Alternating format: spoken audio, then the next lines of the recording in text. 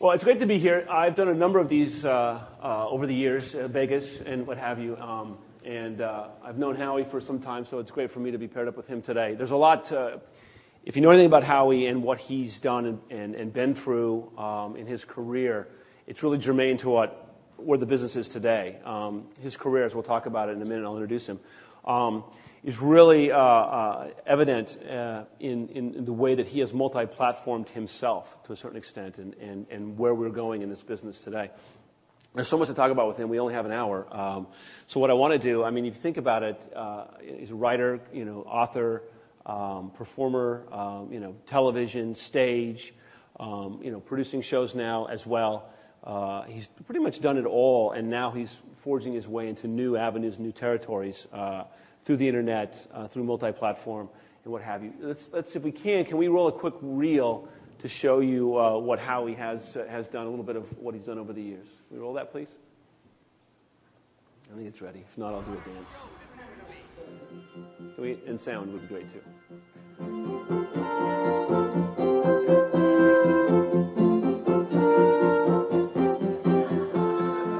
Howie Mandel. Ladies and gentlemen, it's Howie Mandel! The one-time carpet salesman who revolutionized stand-up comedy is now one of the biggest stars in all of America. This actor, comedian, producer, best-selling author, and host has done it all. Howie Mandel! Howie, come on out here.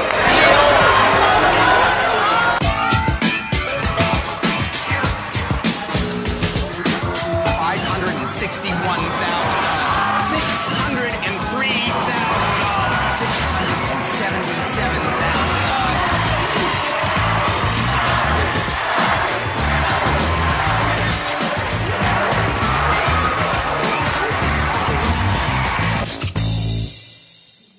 So yeah, definitely Howie's got talent, and insanely so much more.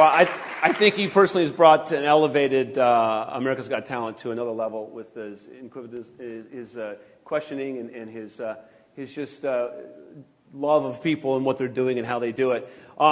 He was so talented. Real quick, I'll tell you a little story. In high school, he decided to impersonate one of the board members of the school.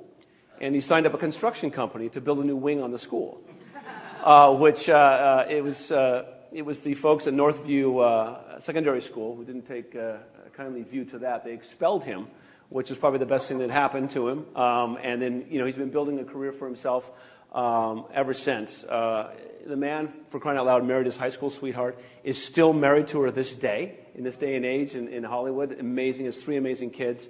And just a really great, wonderful individual. It's my pleasure to be here today and to introduce Howie Mandel.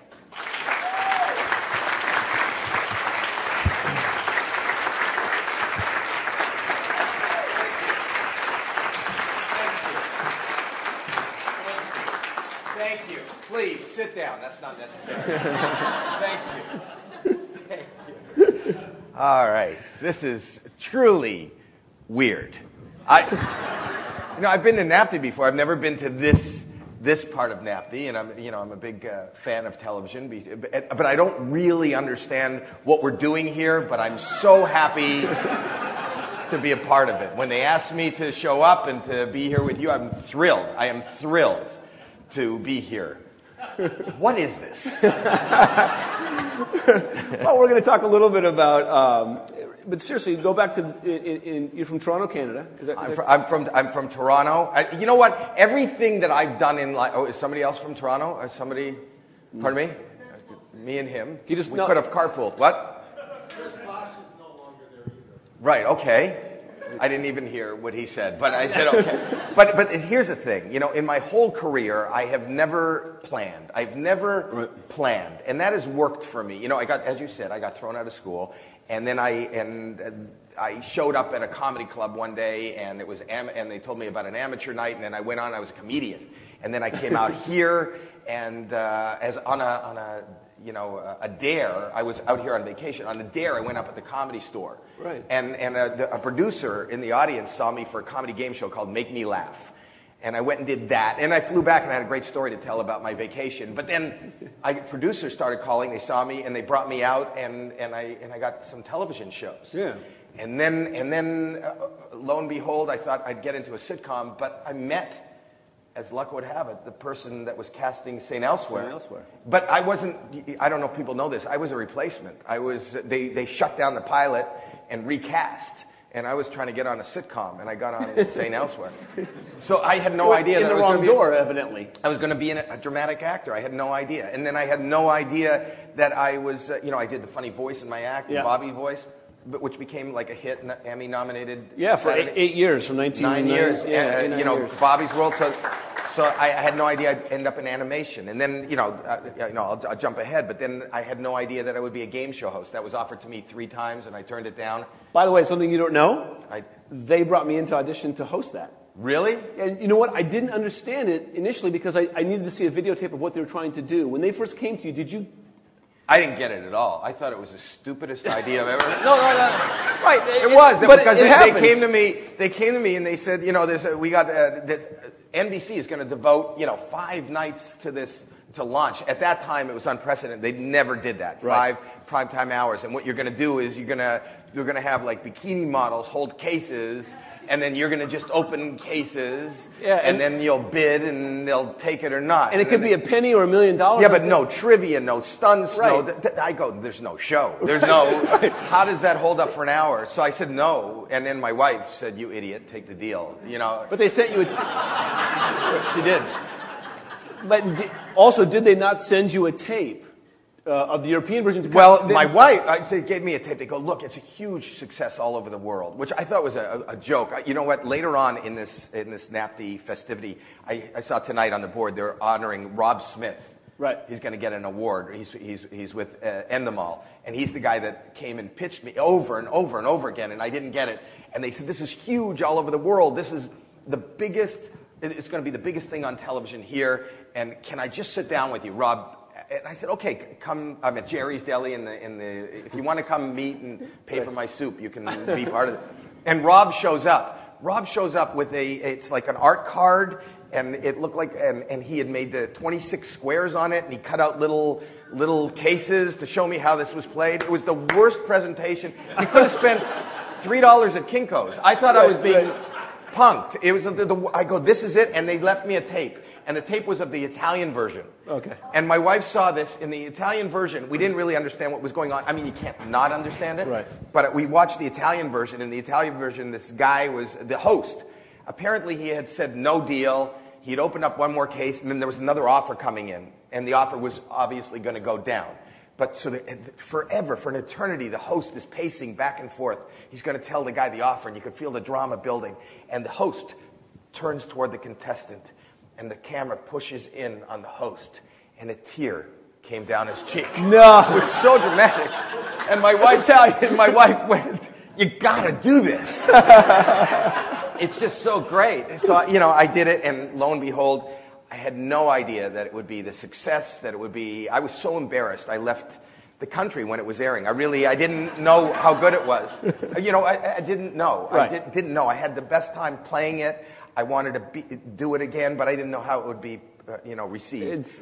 And it has given me, that opened the door to absolutely everything I'm doing now. I had no idea that at this point in my career, in the first year after the success, they gave me, I negotiated a production deal. And I started, and that's actually the thrust of what I do now. Besides being on America's Got Talent, 3 years ago I started a production company. And as I sit here, we have 14 or 15 shows in some stage of production, whether it's being shot right now, whether it's pilot, or it's being written, everything from drama to reality to game, and that gave me, and now I'm the judge on America's Got Talent. But I love the business of television. I think it's a fascinating business, and after 30 years in this business, it's fascinating how much it changes and how fast it changes and how different the business is today than it was when I got into it. Well, that's the question I want to ask. Do you think you could have, being the person you were back then, could you get into the business now the same way? Absolutely not. Well, it wasn't the same business. Right, that's what I'm saying. Business is different today. And my background is business. I was in retail, and you'll find, I was in the carpet business, as you mentioned. Yes. But hey, I love a good Berber, really, so, you know. and I'm also a very, involved in, and have been for a big part of my adult life in real estate. There is no difference in the carpet business or real estate between those businesses and show business. And you have to figure out how to buy and develop and sell and put together deals. It's exactly the same way. And our ideas are our properties, and how we develop and how we market those properties is, but it's always different. Just like real estate has changed, so has television. And I find that more fascinating and more exciting than it has ever been. And, the business, go ahead. No, I was just going to say, we were talking outside about a number of things. I mean, I remember being on a plane with Howie. We're heading to New York. And not together, we just happened to be sitting together, and we'd known each other. And you had the phones back in the day. Those, they don't have them anymore on the planes. And he's cutting some commercial real estate business deal. And I'm thinking, either his career's going to the toilet for some reason, and he's making these deals, or he's really got something here. Because in my rise up, to my goal when I started out was to be in New York by the time I was 30, hosting a show. But as I went up, I saw a lot of guys who made a lot of money, who were now in secondary, third markets, struggling because they'd spent all of it, and they were all about just the one thing, the one idea, their anchoring or whatever their show was. And I remember, thinking, and my dad always told me, you need a fallback. And listening to Howie, and my dad had done relatively okay in real estate. We had modest means, but he'd made a couple of investments when we were young. One property for $74 a month, and I can remember my parents sitting at the table going, "Can we afford $74 a month? Well, I think we can scrimp," and they did. And I saw how that parlayed to other things. So I remember very vividly the flight with Howie, and I was now in L.A., and I moved from New York to L.A., and I started buying real estate, and I don't have commercial, but I have But you know what? It's the same thing. Though. The business of today, the real estate of what we're here about is the properties, is television, owning the format, owning the content is king today. If you can create content. Right, but you want to ultimately, as a producer, you want to have a piece of it. Right. And there's different ways of getting the piece of it. What I love about this business now, the most fun for me is, we all have ideas. And just because it's a good idea doesn't mean you're going to sell the good idea. Right. You have to put together a great piece of business. So if you have a good idea, you go, why are they going to buy this good idea from me? And maybe not, a lot of people have good ideas. Well, so that you find different ways to sell it. And that's the fun for me. Yep. So my different ways of selling it are, do you attach a great writer? Do you attach a great star? Do you go to it? I happen to be very lucky. I'm Canadian. So it enabled, no, but it is, because I can go to Canada, and I've been doing this, we've been doing this, and I'll go to Canada, and I'm a commodity there, because the equivalent of the FCC there is the CRTC, and they mandate that a certain amount of their programming has to be Canadian content. And so it's mandated by the government. So I can go there because they have this necessity, and I am worthy of points because I'm attached. No, but it's not a joke. No. Because I'm attached to a property, it becomes Canadian content, or partially Canadian content. So they'll buy it from me for that. Because they buy it from me and they develop it in Canada for me, they will pay for all the development. Because they pay for all the development in another country, I own the format. And then I could bring it back here and say, hey, you know what? I can give it to you really cheap. The development is already done.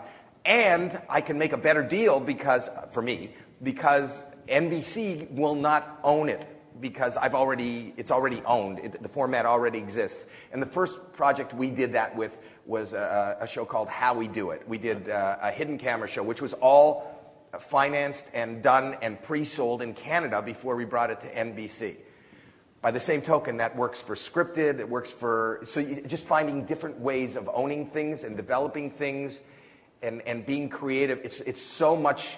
I would imagine years and years ago, if you had a great idea and you went in and pitched a great idea, maybe you can sell it. Now you have to be a little more, whether your deal is financial or whether it's creative or whether it's business. You got to find it's fun for me, great ways to develop things. And we're developing things, as you said, on different platforms, whether it's webisodes and, or other countries. We'll talk real quickly. We were on the phone a week or so ago, and you were talking about how before, when you came here to LA, you'd want to hopefully get a show, and then parlay that into something else, Right. and what have you.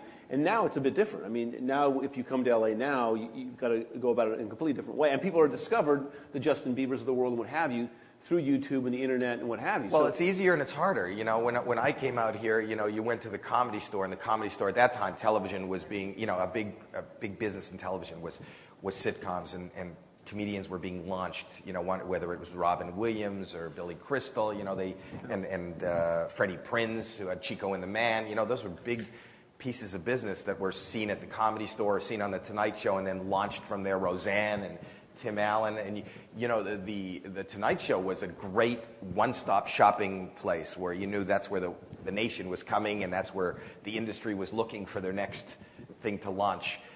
Today, you know, and at that time there was three networks basically, you know, some independent stations, 3 networks that were programming from like 6 in the morning, and they'd go off the air at 1, and that was it. So if you were on TV, your life was changed the next day, and you would promote it. Today, the average household has 200 channels, all broadcasting at 24 hours. So how do you get noticed?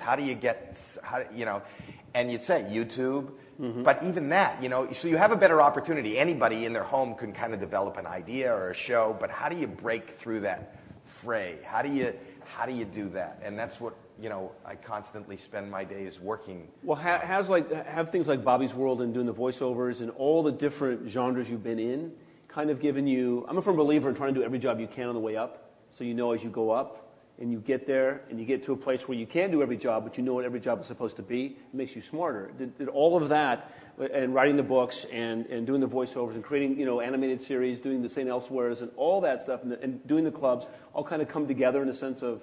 Right, but you know what it is, and I think you're speaking to it, is everybody, we all have opportunities, and we have to be aware of those opportunities and not put on blinders and saying, this is the way it's done. You know, you come to these events to kind of learn and hear ideas, and you can hear ideas and do with these ideas what you will.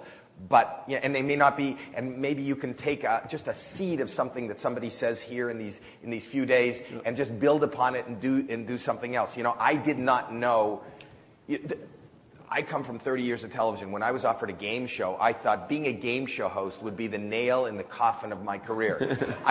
But that would be, you know, as a comedian, that might be the, you know, I don't know what rung of television I had a mindset that would be. Being a game show host has allowed me to start becoming a prolific producer.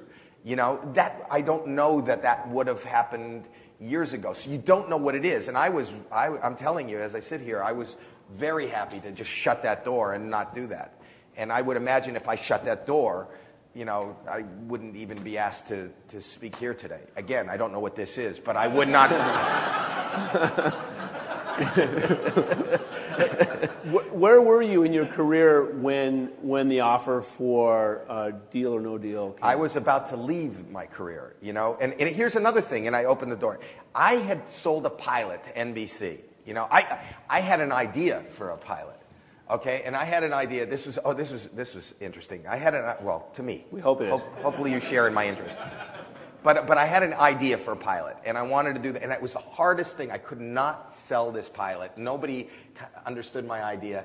And then I sat down to a dinner one night, and I had met Howie Mandel, who said, "Oh, that's a great idea. Why don't you sell this?" And he went and he helped me, and I sold it, and I sold it to NBC.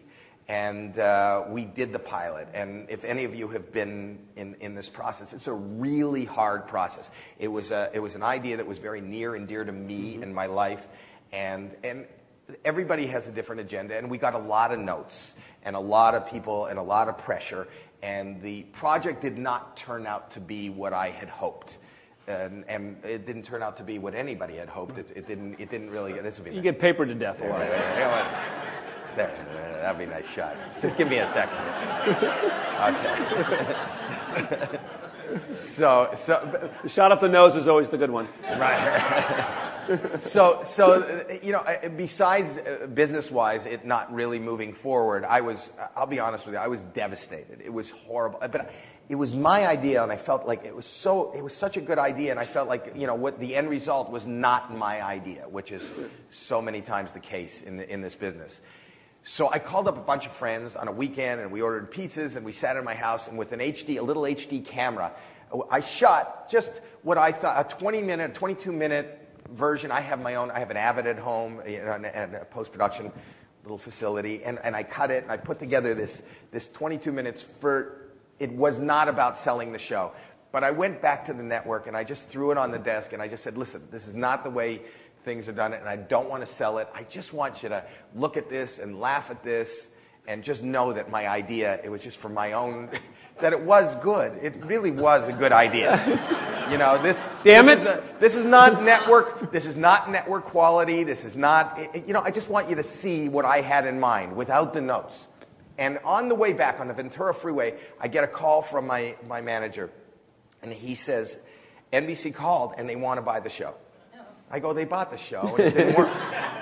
They go, no, they want to do it. And I said, I cannot put myself through this again. I really, you know, it's really just mentally draining. I can't do this because I just don't want to, and I don't need the money, and I just don't want to do it. And they called back again and they said, well, what do you want to do? I said, if I can make, you know, 4 or 5 episodes, 6 episodes with no notes and like this, in this quality, in this little HD camera, if I could just do it like this, it's not network. And he said, well, where do you want to do it? I said, you can put it on one of your cable outlets or whatever. And he said, well, what studio is going to do it? I said, you know, I'll get a bond and I'll finance it. I'll be the studio and I'll finance it. And how much money can you give me? And they gave me like a small amount of money. I said, I'll do it for the small amount of money. It's not about money. I just want to get this out of my system. And I did I ended up doing the show, and it was done on. I did it on Bravo, and it just aired. Pardon me. Called. What did I call it? I called it it was. It was me and my life with hidden cameras, and because it had Hidden Howie. Thank you, Nikki. That's my publicist, Nikki. That's why. Yay, Nikki. So I called it Hidden Howie. But it was, you know, and they threw it on, you know, I made it myself, and it went out at like 1 o'clock in the morning. It wasn't really a success. But I felt good about it, and I went out and I did every talk show to promote it, and Jay let me on many times, and that's how Rob Smith ended up seeing me. You know, at the end of it, I just went, I've had it with this business. I don't want to do it. But that being said, my manager is Michael Rotenberg, who's one of the partners in 3 Arts. And he had another group of people come to him. They said, we got this really funny idea, this really funny offbeat idea. Can we go in and pitch it? And he said, well, they really don't know who you are, and you pitch it. You know, I have another client, I have a friend. If you want to go out with an HD camera and shoot, you know, 22 minutes, it might be a good pitch for you. And they said, we'll do that, you know, based on what happened. And they went out and they pitched, and they shot this 22-minute HD just around these 2 friends. And that show became It's Always Sunny in Philadelphia. That's what that show is. And you know, I guess my point is, it's interesting that is not the way shows were pitched at that time. That's not how you put together a deal. Those guys didn't, the guys that do it, It's Always Sunny in Philadelphia, they weren't big names coming to, that's a very successful, wonderful show. If you have a good idea, you know, if you could put together something great, it's not just about putting it on tape, but find a way of doing it that maybe hasn't been done before. I think that you just got to be open to every opportunity. And if I leave you with one message today, it's to just be free with your way of doing business. There is no way to do business. Yes. Well, that's the point you know we're talking about as well, is that, there is no way. I mean, many times in my career as well, and I think in yours, is that the way that people keep telling you to do it is not the way. For the most part. I mean, you might be able to take, like you said, a seed of what they're saying, but seriously, when you actually think, you know, I think I know what I'm doing, right. and I'm just going to, you know, much in the same way you did the same thing.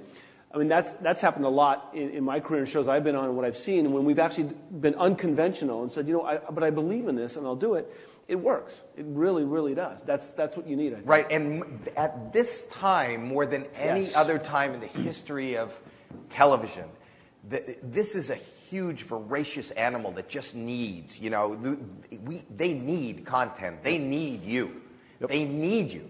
They really do. And you have to find some way to just sell your message, to get your message across. And, you know, it's not really hard, and it depends how you look at it. It's not a negative. It's just fun to try to put together a deal and get it out there and get it seen. There's nothing more exciting in the world for me than the fact that you have this goofy little idea, or you do this silly little thing, and then people see it and they do it and they market it, and you're aware of it. And I'm sure that everybody in this room and anybody that attends this festival, you're filled with so many great ideas that can do so well for you and anybody else that works with you. And the shame of it for some people is you don't think that you can do it, and you don't, and maybe your idea or your concept or your way of doing business doesn't fit a model that you think.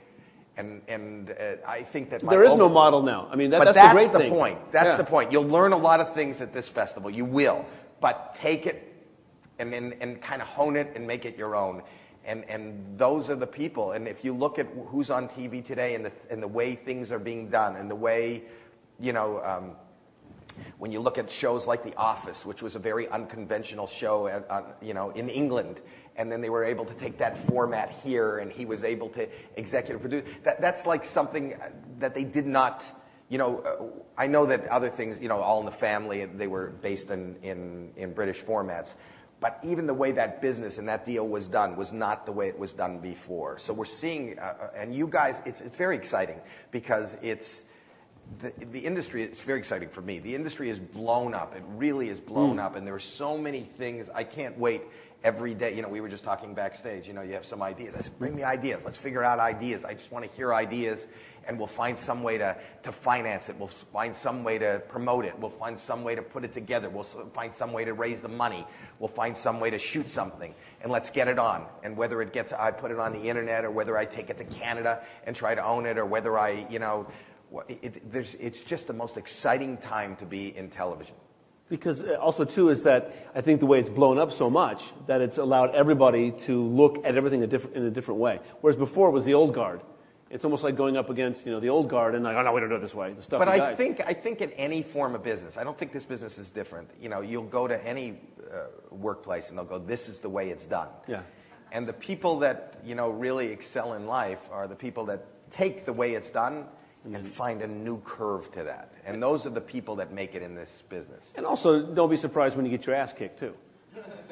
Well, that's why we've decided to be in this business, because that's what it is. No, we were talking about that backstage. Yeah, it's humiliating, right? I'm humiliated each and every day.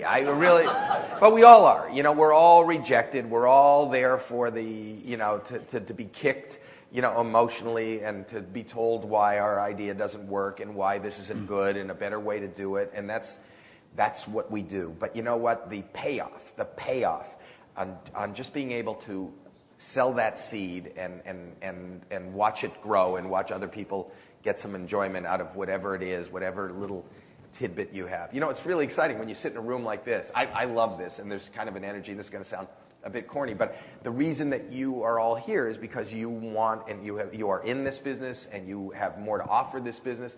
But there are probably in this room so many ideas that are floating around. You never know, as I look out into these faces, you never know who here is sitting with what will be considered the template for how to do business tomorrow. One of you may have the idea, may have the big show, may have the concept and the idea that everybody's talking about that becomes the vernacular in this business. It'd be great if we had pop-up video. We could see what was going on in their brains. Right. There's the idea right there, damn it. There it is. But even something like that, Jeff Gaspin and he came up with the pop-up video when he was at VH1. But even the fact that that's a reference. So here's what we're going to do. We're going to play the videos, but we're going to make a whole show and build a network. That became the cornerstone of that network, because we're just going to put the ideas that people are thinking up in the corner. It's a very simple idea. And we're going to play videos you've seen 1,000 times, but now you're going to watch them again because we've rebranded. Right, so it's not happening right now, but that made a lot of people's career, and they moved on to something. So you don't know what it is, and you don't know what you're sitting on. And I did not know that, the fact that I, because I was angry, I threw down a video on somebody's desk, and because I did that video and it went to Bravo, and because it went to Bravo, that show didn't make, and I went on every talk show just to try to promote it, that Rob Smith would see me and ask me to do Deal or No Deal, and Deal or No Deal happened to be such a success that they've allowed me to do production. I made a production deal, and because I made that production deal, that's my biggest focus in my career. As much as being on camera, even more than being on camera, I want to create and produce, and that's what we're doing right now. And we have some very exciting projects, everything from a 1-hour drama at USA to we're shooting a pilot at Fox this month, a big budget pilot at Fox, to game shows, to reality shows. And who would have thunk, 3, 4, 5 years ago when I was, being asked to do a game show that I would be doing that. And it was my way in, and you don't know your way in. By the way, if anybody has questions, I forgot to mention this, you can ask. I think, you want them to have well, the mic? I can hear without the mic, and I'll repeat your question. Yeah, my name is Ray Garza. His name is Ray Carzo. With Las Vegas Studios. We have produced a lot of programs. We've sold everyone that we create a program, we sell, and we bring sponsors. He's with Las Vegas. Do you hear him? No, so then go to the mic. Go to the mic. I think we got to go to the mic, yeah. It's like the presidential debate. They walked in. Yeah. Hi, my name is Ray Garza with Las Vegas Studios. What you were saying about creating your own programs and pitching, we've done it numerous times, and every time we've done it, CBS, Turner, Televisa, they buy our programs. One of the things I wanted to ask you, because is it possible to just keep doing that, or do you recommend going to a studio, try to get a studio like an NBC or a CBS to actually buy your program? Because I've been selling individual programs, but I want to sell series. I've got about 17 properties. How would you recommend whether it makes sense to sell individual properties to get in the door for myself? When you say individual properties as opposed to series, what do you mean, like specials? 40 program specials. It's the same process. It doesn't. I don't know that there's anything different. Who are you selling to? CBS, Turner Broadcasting, Televisa. So what is the question? You have a series idea? Yeah, exactly. So why wouldn't you take them the same idea? But here's the thing. Whether it's a sporting event or whether it's a series idea, I always say to people, ideas are easy to come by. But why would they buy? Sometimes if you look at television and you look at anything, and even what I'm doing now on America's Got Talent, I tell people, you may not be the best singer. You may not be, but something makes you a star and people want to buy you. Maybe it's the whole package. It's your looks. It's TV is like that too. It's a business. Why should they buy it? Well, people are finding different ways of doing things. Right now there's integration. Sometimes you come with a sponsor, so that it's valuable to the network to buy. Sometimes you come with a star. Sometimes you own the rights to something that is marketable. You can't just be, as a seller to them, an unknown with just a good idea. You want to kind of package something just to make it more, I learned this the hard way. I did about 7 or 8 pilots at the networks, and I thought, and a couple of them were really good. They never went. And then sometimes there would be a big star attached to a pilot, and I had friends working on the pilot, and I knew that it wasn't going well. But that pilot would go to air because the network would go to the upfronts, and it's easier to say to Ford or to GE that, I've got the next big star that's never done television before, and I've got the writer who had the Cosby Show, and we're premiering in September with these 2 things, and we'll have a trailer. I can get the advertiser to commit for the first quarter on that, rather than, I got Joe Schmo, you're going to love this show. It doesn't. How am I going to sell that to the advertiser? Ultimately, remember what it is. You create pieces of real estate that they can develop. The way they develop it is the advertising. It's just a place to put advertising. Right. That's all television is. So if you understand that, that's why sometimes a better idea doesn't sell, but a better piece of business will always sell. So in answering to your question, go to anybody, but when you go to somebody, think in your mind, why would you buy it? Beyond it being a good idea. What's a good idea? You're going to bring them a piece of business. Fantastic. Okay, thank you. Hi, my name's Alan. Of course it is. I like how he tapped the mic. I like that. He tapped the mic. He didn't like the way it sounded for you, so he just... So in terms of developing your own show, scripted or unscripted, I mean, just given the way, we consume media, DVR, Hulu, or watching said show on NBC.com instead of NBC, for example, I mean, do you ever take that into consideration? I mean, how do you take that into consideration as far as like, oh, well, that's a great script, but is that a script that they're going to watch on TV or on some other platform instead? From like a business standpoint? Well, how do I take that into consideration? First of all, our technology in media has surpassed our means of use. We haven't figured out how to monetize all those platforms. We don't know really, Hulu and all these really ahead of their time. Now they're talking about charging a fee. I just want to come up with a really good marketable piece of business.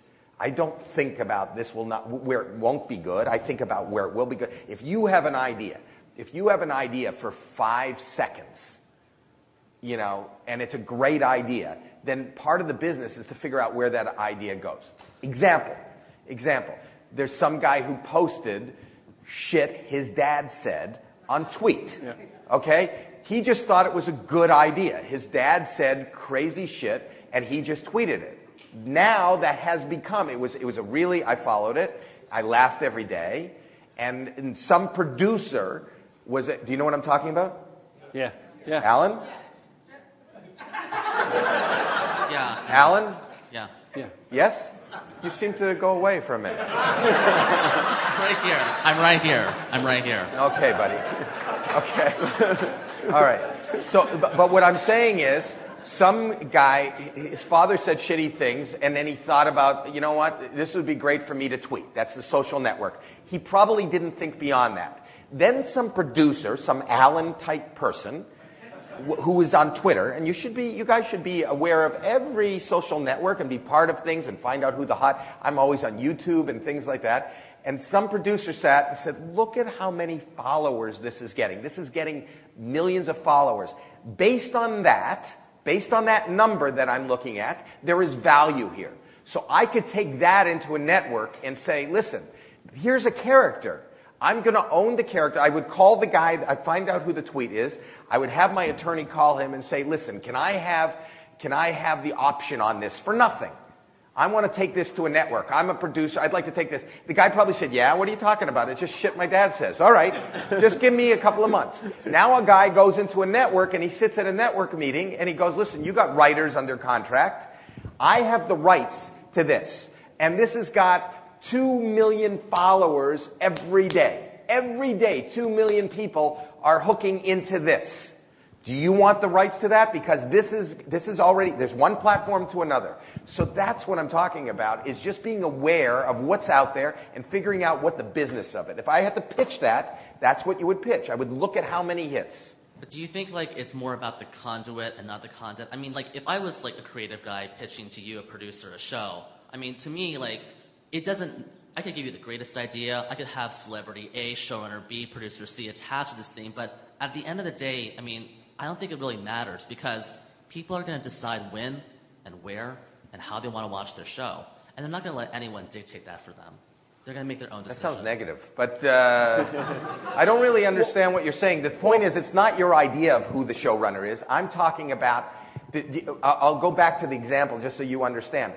Don't worry about the platform. You're really locking yourself in a box. You have to be open. If I'm on Twitter because it's entertaining to me. Yeah. I happen to follow because I see who the hot tweets are. I happen to see shit my dad said. I happen to see that. I wasn't smart enough or open enough at the moment to say, wow, let me find out who this guy is. Right. Let my lawyer call this guy. Let me option this. Then call my agent. Let me call the network and say to the network, I have the rights to something that's being hit by 2 million people a day. Let them worry about the platform and when they're going to program it. The point is, how do I gather all these pieces of the puzzle to make it worth a purchase? As a producer, I just want you to buy my product. So what can I get? It's like if I had a house, I'm going to buy, or I'm going to develop land. I'm going to look for a piece of land It's right by the best school district. Maybe I don't have the money, but I'll phone friends and uncles so you all put in the money so we can own the money, and then I'm going to market it because I got the one piece of land. Right. You know, I deal in real estate. I find real estate exactly the same way. I'll tell you what I did in real estate. It's exactly the ssame thing.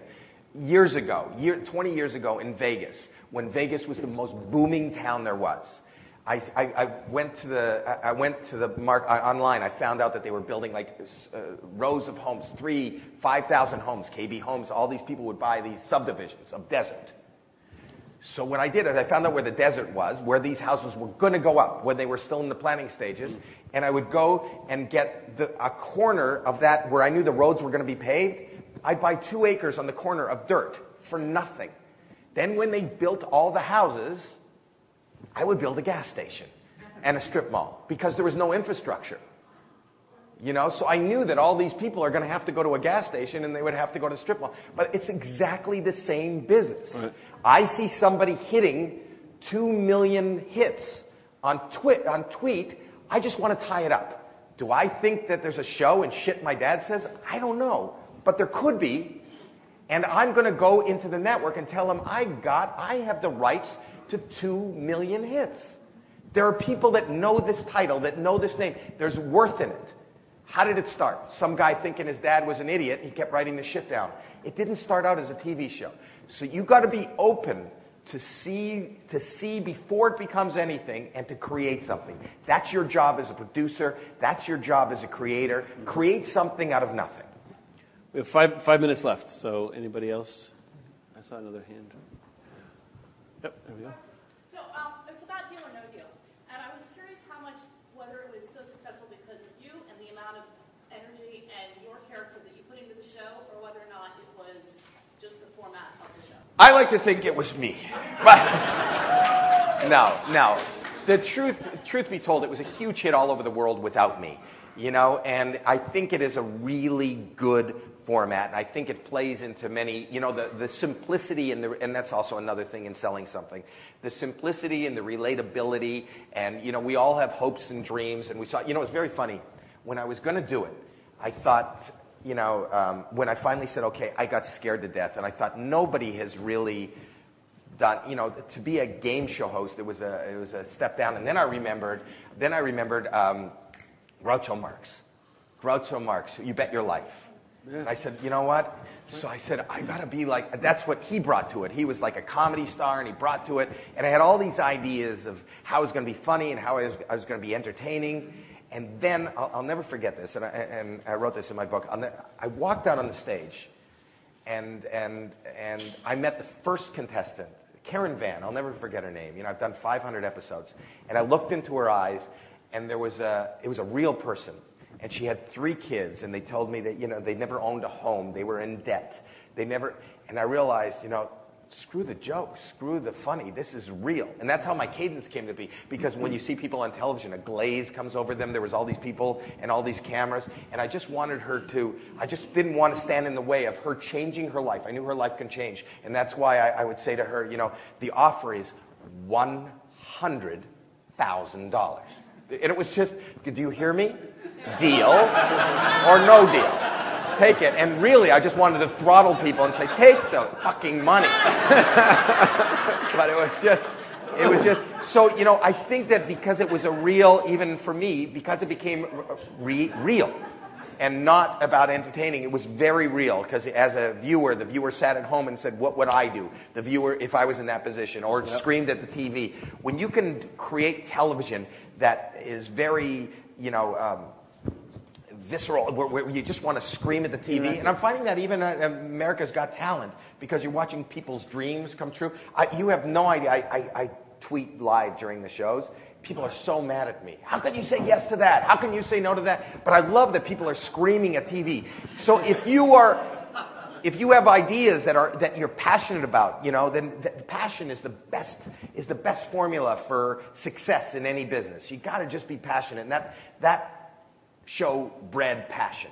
So I think it would have been a success had Tony taken the deal, but he didn't.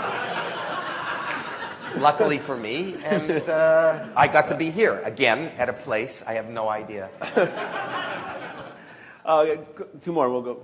Are you as difficult to get a game show concept before than Endemol? Are you more? Well, am I what? Are you as difficult to get a game show concept before as Endemol? Am I as difficult to get a game show format Right. as to get it?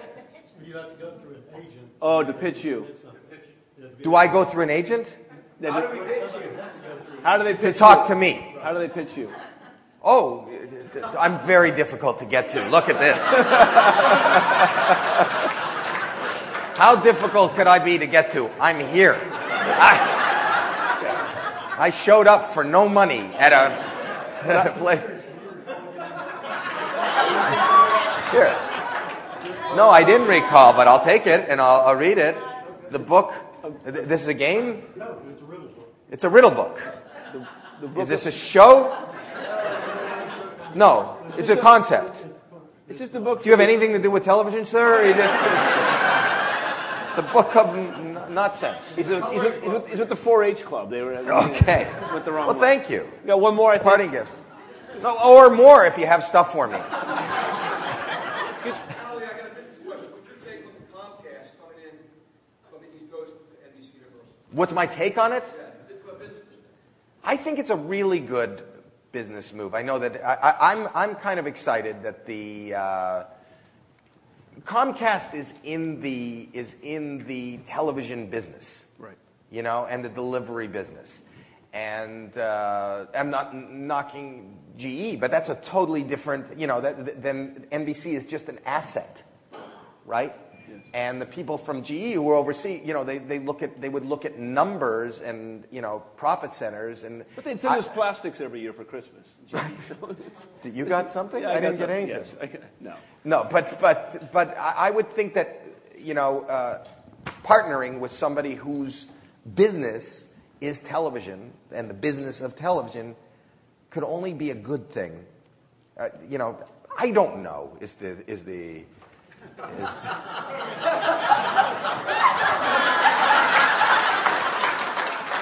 You know, that's not my area of expertise. I don't really have an area of expertise, but that's the fun. I know nothing. So you got to be. You said this. You got to be open to everything. You got to. If you think you know it, you don't know it. And the people that know are the people that know what they don't know. Exactly. You know, and I know that I don't know, and I'm constantly learning that I have to find out. That's why I can't wait to read the book. Ladies and gentlemen, Howie Mandel. He's got one. Okay.